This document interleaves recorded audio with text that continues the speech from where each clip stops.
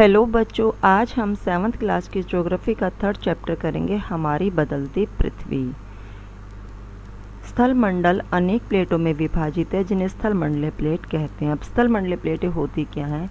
हमारी भूपर्पटी में अनेक बड़ी और कुछ छोटी, कठोर और असमान आकार की प्लेटें हैं जिन पर हमारे महाद्वीप और महासागर टिके हुए हैं। इन्हीं प्लेटों को स्थल मंडलीय प्लेट कहते हैं। ये प्लेट हमेशा धीमी गति से चारों तरफ घूमती है। प्रत्येक वर्ष केवल कुछ मिलीमीटर के लगभग पृथ्वी के अंदर पिघले हुए मैग्मा में होने वाली गति के कारण ऐसा होता है। पृथ्वी के अंदर पिघला हुआ मैग्मा एक वृत्तीय रूप में घूमता रहता है।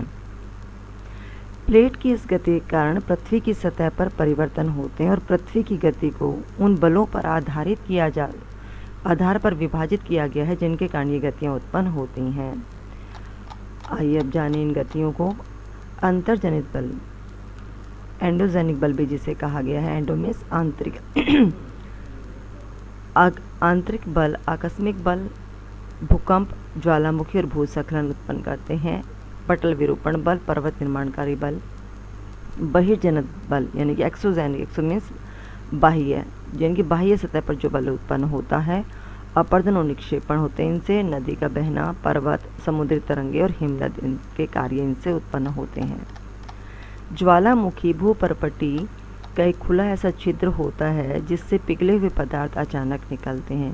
ये अब ज्वालामुखी का चित्र देख रहे हैं। ये रेड कलर का मैग्मा जो है बाहर निकल रहा है। पहले गैस और राख बाहर निकलती है, फिर ये मैग्मा धीरे धीरे बाहर निकलता है। ये निकास वेंट है, क्रेटर, और ये इधर लावा है जो कि बाद में बाह्य पर्यावरण के संपर्क में आकर ठंडा होने लग जाता है। स्थल मंडलीय प्लेटों के गति के कारण पृथ्वी की सतह पर कंपन होता है और यह कंपन पृथ्वी के चारों ओर गति करता है और इस कंपन को भूकंप कहते हैं। भूपर्पटी के नीचे वह स्थान जहां कंपन आरंभ होता है उद्गम केंद्र कहलाता है। उद्गम केंद्र के भू सतह पर उसके निकटतम स्थान को अधिकेंद्र कहते हैं। अब भूकंप को एक एक्टिविटी के माध्यम से समझते हैं कि एक बर्तन लीजिए, आप उसे जल से भर दीजिए और उसे गर्म कर लीजिए। अब जिस बर्तन को आपने उस बर्तन को जिस चीज़ से ढका है, जिस प्लेट या ढक्कन से ढका है, उस पर आप एक चम्मच, कुछ मटर के दाने और कुछ मोती रख दीजिए। जैसे जैसे पानी में उबाल आता है, प्लेट हिलने लग जाती है और फिर वो जो मोती हैं और जो मटर के दाने हैं वो हिलने लगते हैं। कुछ दाने तो गिर भी जाते हैं, मोती हल्के होते तो गिर भी जाते हैं, और फिर चम्मच जो है वो हिलती है तो उससे कंपन उत्पन्न, एक ध्वनि उत्पन्न होती है। इसी प्रकार जब भूकंप पृथ्वी में आता है तो जो नीचे जो मैग्मा जब वो ज़्यादा उबलने लगता है तो ऊपरी सतह जो है उसकी पर्वत की हिलने लगती है और कई बार वो पूरी तरह से हट जाती है। कुछ हिस्सा उसका हटता है जिससे ज्वालामुखी या लावा, जो ज्वालामुखी का लावा जो है वो बाहर निकलने लग जाता है।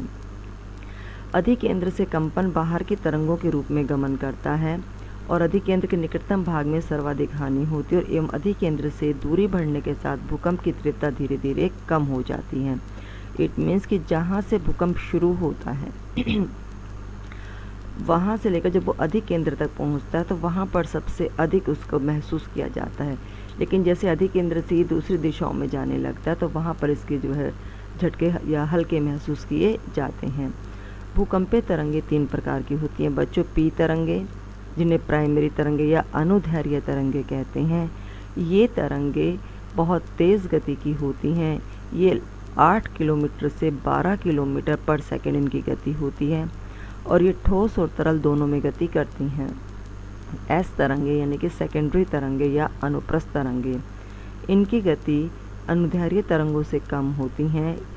ये 4 किलोमीटर पर सेकंड की इनकी गति होती है और ये जो है केवल ठोस में गति करती है, तरल में गमन ये नहीं करती हैं।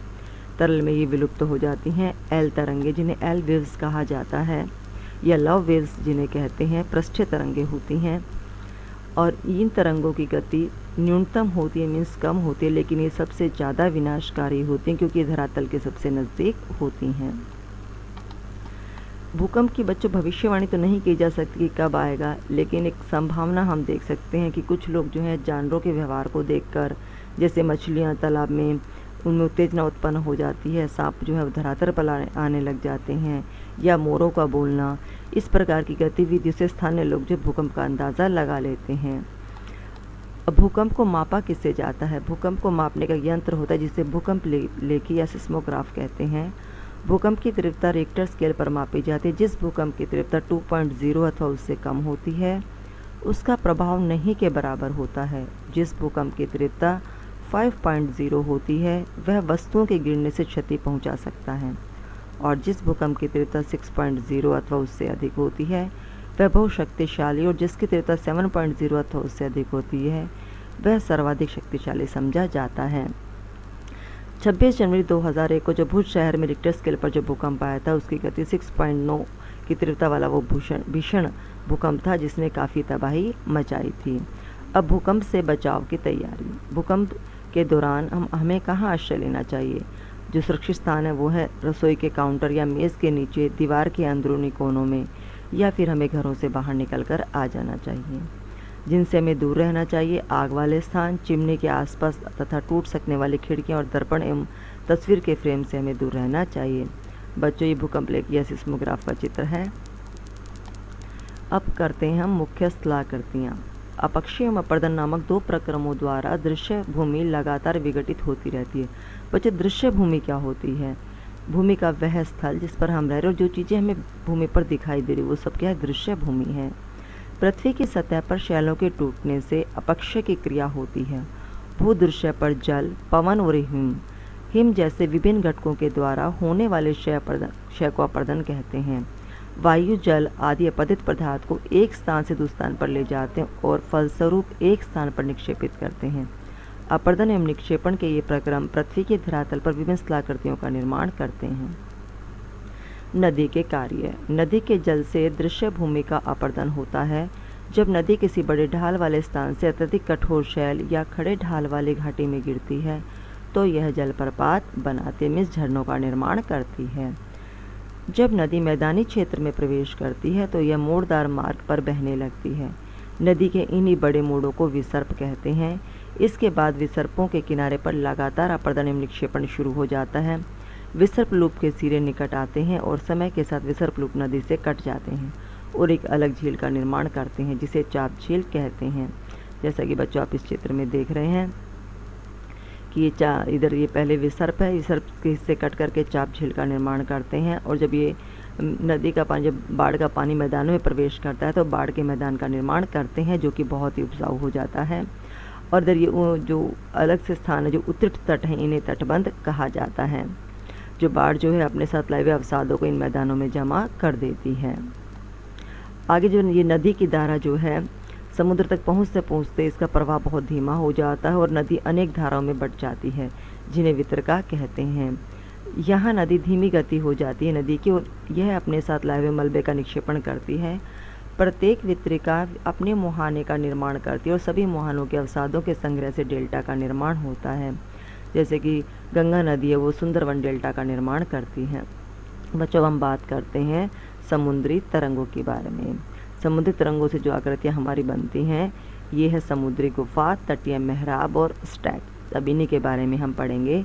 समुद्री तरंग के अपर्दन एवं निक्षेपण तटीय स्थलाकृतियाँ बनाते हैं। समुद्री तरंगे लगातार शैलों से कटती जाती हैं, टकराती रहती हैं और जिससे दरार विकसित होती है। समय के साथ ये बड़ी और चौड़ी हो जाती हैं और इनको समुद्री गुफा कहते हैं। और इन गुफाओं के बड़े हो जाने पर केवल छत बचती है जिसे तटीय मेहराब कहते हैं। लगातार अपर्दन छत को भी तोड़ देती है और दीवार जैसी एक आकृति बचती है जिसे स्ट्रैक कहते हैं। समुद्री जल के ऊपर लगभग ऊर्ध्वाधर उठे हुए ऊंचे शैलों को समुद्री भृगु कहते हैं। समुद्री तरंगे किनारों पर अवसाद जमा कर समुद्री पुलिन का निर्माण करती हैं। अब हम बात करते हैं हिमनद के कार्यों के बारे में। हिमनद अथवा बर्फ की नदी या हिमानी। हिमनद अपने नीचे कठोर चट्टानों, गुलाशीय मिट्टी और पत्थरों को अपदित कर देती हैं और गुलाशीय मिट्टी एवं पत्थरों को भूदृश्य का अपर्दन करती हैं। हिमनद गहरे गर्तों का निर्माण करते हैं। पर्वतीय क्षेत्र में बर्फ पिघलने से उन गर्तों में जल भर जाता है और वे सुंदर झील बन जाते हैं। हिमनद के द्वारा लाए गए पदार्थ जैसे छोटे बड़े शैल, रेत एवं तलछटे मिट्टी निक्षेपित होते हैं और ये निक्षेप हिमनद हिमोड़ का निर्माण करते हैं। पवन के कार्य। बच्चों, आपने कभी रेगिस्तान देखा है? रेगिस्तान अगर देखा नहीं है तो आपने मूवी में देखा होगा, परमाणु मूवी है, उसमें भी काफ़ी दिखाया गया है। तो बालू के टिब्बे जो हैं रेगिस्तान में मिलते हैं। रेगिस्तान में पवन अपर्दन एवं निक्षेपण का प्रमुख कारक है। रेगिस्तान में आप छत्रक के आकार के शैल देख सकते हैं, जिन्हें सामान्यतः छत्रक शैल कहते हैं। पवन शैल के ऊपरी भाग की अपेक्षा निचले भाग को आसानी से काटती है, इसलिए ऐसे शैल के आधार संकीर्ण एवं शीर्ष कैसे होते हैं, विस्तृत हो जाते हैं। पवन चलने पर यह अपने साथ रेत को एक स्थान से दूसरे स्थान पर पहुंचाती है। जब पवन का बहाव रुक जाता है तो रेत गिरकर छोटी छोटी पहाड़ियाँ बनाती हैं। इनको बालू टिब्बा कहते हैं। जब बालूकण महीन एवं हल्के होते हैं तो वायु उनको उठाकर अत्यधिक दूर ले जाती है। जब ये बालूकण विस्तृत क्षेत्र में निक्षेपित हो जाते हैं तो ये इसे लोएस कहते हैं। चीन में विशाल लोएस निक्षेप पाए जाते हैं। तो बच्चों, आई होप ये लेसन आपको अच्छे से समझ में आ गया होगा। Thank you.